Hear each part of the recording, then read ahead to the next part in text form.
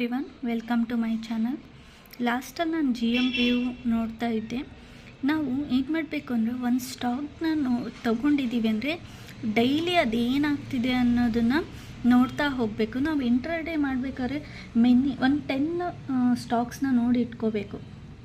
Daily ಯಾವ ಥರ ನಿನ್ನೆ ಏನು ಪರ್ಫಾರ್ಮ್ ಮಾಡಿದೆ, ಇವತ್ತೇನಾಗಿದೆ, ಲಾಸ್ಟಲ್ಲಿ ಏನಾಗಿದೆ ಅಂತ ನೋಡ್ಕೋಬೇಕು. ಲಾಸ್ಟಲ್ಲಿ ಏನಾಗಿತ್ತು, ನಮಗೆ ಗ್ಯಾಪ್ ಅಪ್ ಓಪನ್ ಆಗಿತ್ತು. ಸೊ ಒಂದು 3 ಕ್ಯಾಂಡಲ್ ನಾನು ಈ ಪಾಯಿಂಟಲ್ಲಿ ಬೈ ಮಾಡಿದ್ದೆ. ಸೊ ನನಗೇನಾಗಿತ್ತು ಅಂದರೆ ಒಂದು 20 ರೂಪೀಸ್ ಪ್ರಾಫಿಟ್ ಸಿಕ್ಕಿತ್ತು. ಸೊ ಅದೇ ಥರ ನಾವು ಇವತ್ತೇನಾಗ್ತಾ ಇದೆ ಅಂತ ನೋಡೋಣ. ನಾವೇನು ಮಾಡ್ತೀವಿ, ಸ್ಟಾಕ್ ನೋಡಿದ ತಕ್ಷಣ ಒಂದು ಗ್ರೀನ್ ಕ್ಯಾಂಡಲ್ ಬಂದ ತಕ್ಷಣ ಬೇಗ ಬೈ ಮಾಡ್ತೀವಿ. ಸೊ ಸಮ್ಟೈಮ್ಸ್ ಏನಾಗುತ್ತೆ ಅಂದರೆ, ಬೈ ಮಾಡಿದ ತಕ್ಷಣವೇ 1-2 ಕ್ಯಾಂಡಲ್ಗೆ ಮತ್ತೆ ಸೆಲ್ಲೇ ಕಂಟಿನ್ಯೂ ಆಗೋ ಚಾನ್ಸಸ್ ಇರುತ್ತೆ. ಸೊ ಅದಕ್ಕೆ ನಾವು ವೆಯ್ಟ್ ಮಾಡಬೇಕು.